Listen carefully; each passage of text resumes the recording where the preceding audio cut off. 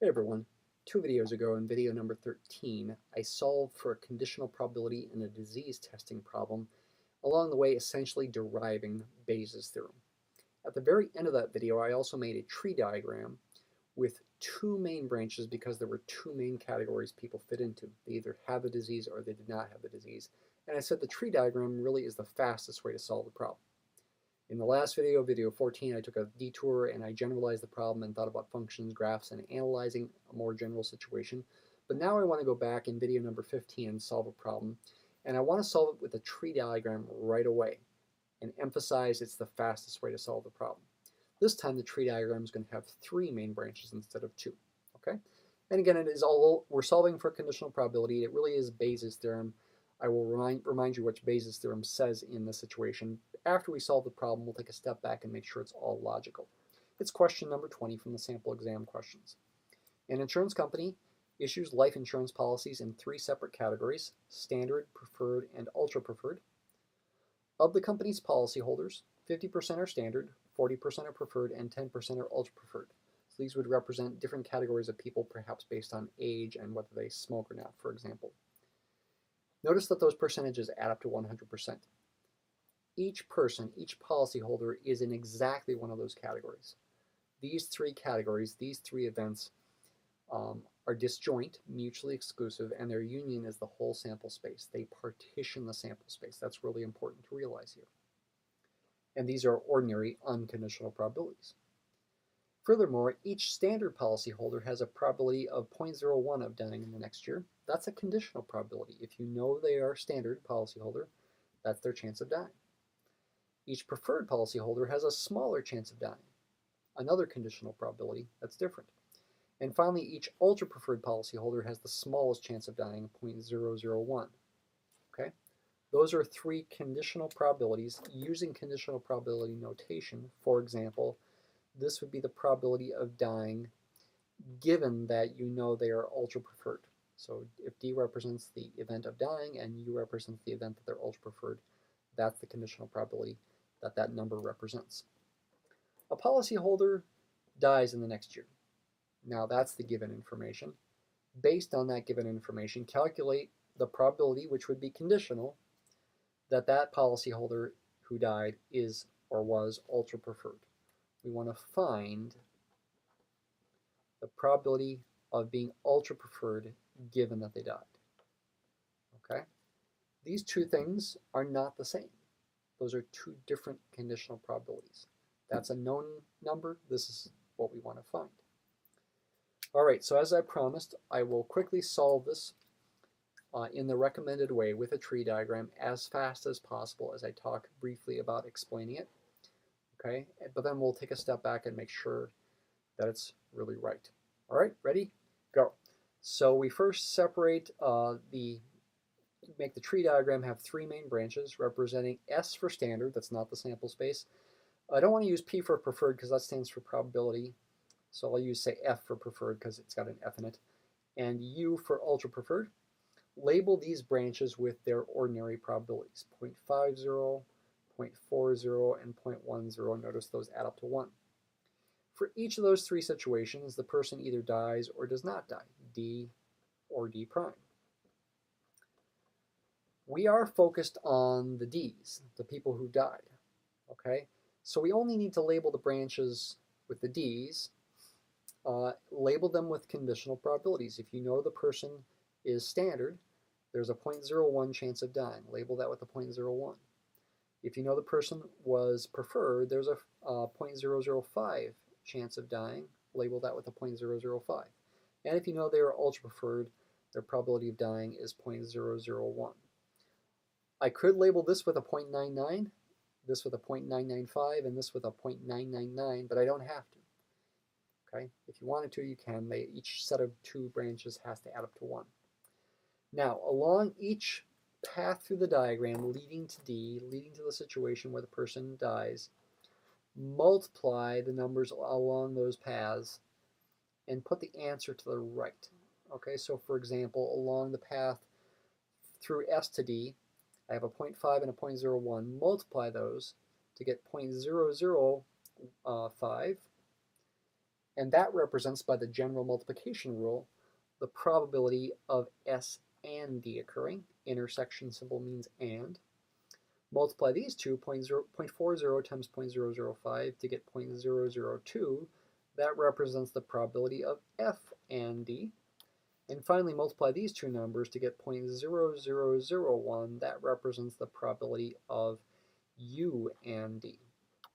Okay. Now we find the probability that we want to find, the conditional probability of U given D. Technically speaking, it's the definition of conditional probability that I'm going to use, but I hope it's intuitive. Okay, what you want to do is you want to take this number and divide by the sum of those three numbers. 0.0001 divided by the sum, 0.0001 plus 0.002 plus 0.005 to get 0.0001 divided by 0.0071. Okay? Calculating that fraction gives you 0.0141 approximately. 0.0141, and that is answer D on the sample exam questions, and that is the correct answer. So that's a real quick way to solve the problem. Let's make sure this makes sense though. Now, we'll take a step back.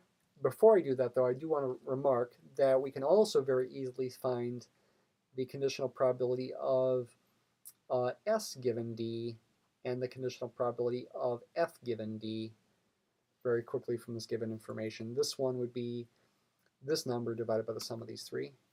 This one would be this number divided by the sum of these three. Of course, this would be the biggest one. And by the way, all those conditional probabilities would have to add to 1, okay, because they are the probability of one of those three things has to happen given that the person has died. All right. But why does this make sense? We want to derive this conditional probability, first of all, from the definition of conditional probability. The probability of U given D would be the probability of U and D, intersection again means and, divided by the probability of D. In the numerator, use the general multiplication rule involving the other conditional probability with U and D, but the order switched around because that's what we know, that's what we're given. This would be the probability of D given U times the unconditional probability of U. What about the bottom? Well, it turns out we want to use the special addition rule for mutually exclusive events. D can be represented as a union of three non-overlapping disjoint sets or events. There would be D intersect U. There would be D intersect F, and there would be D intersect S. And again, S is not the sample space, it's the event that they have the standard policy. These three things have no overlap because U, F, and S themselves have no overlap. Disjoint, mutually exclusive. So in the bottom, you can add the ordinary probabilities of each of those things, like this. And for each one of those things, just like on the top, you can use the general multiplication rule. In fact, the first term down here is the same as this term up here, so it's the same as that. P of D given U times P of U. For the next term, it would be P of D given F times P of F. And for the last one, it would be P of D given S times P of S. And the numerator stays the same.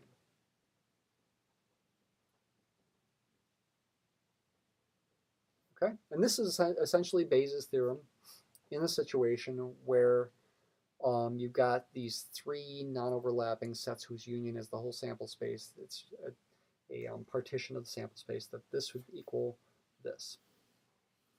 Okay, that is essentially Bayes' theorem. Let's end the video by drawing a Venn diagram to help us understand this more intuitively.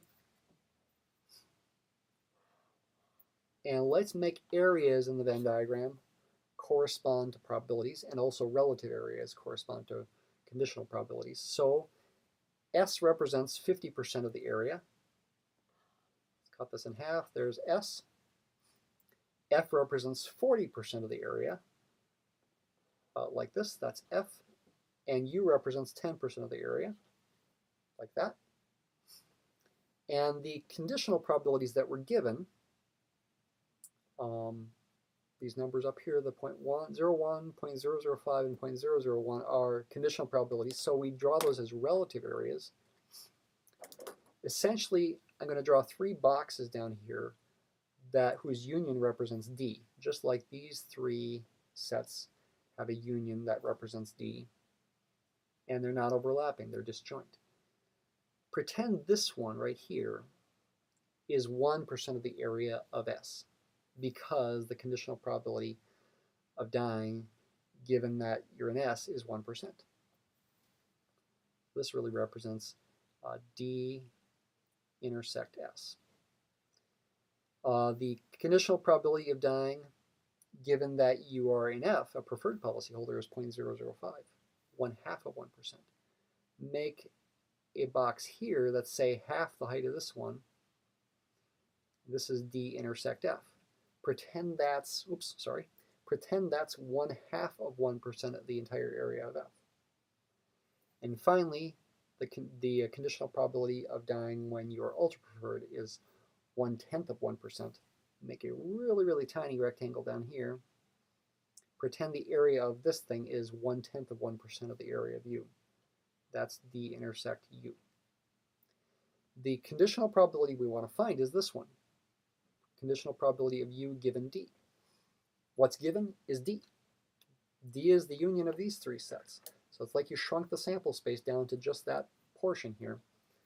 What's the relative area of this thing compared to the union of those 3 things? It's fairly small, just like our answer is fairly small. And for example, the relative area of this one compared to the union of these 3 things would be relatively big, just like this conditional probability here would be relatively big. Okay? So that's the intuition behind the answer that we got and why it works.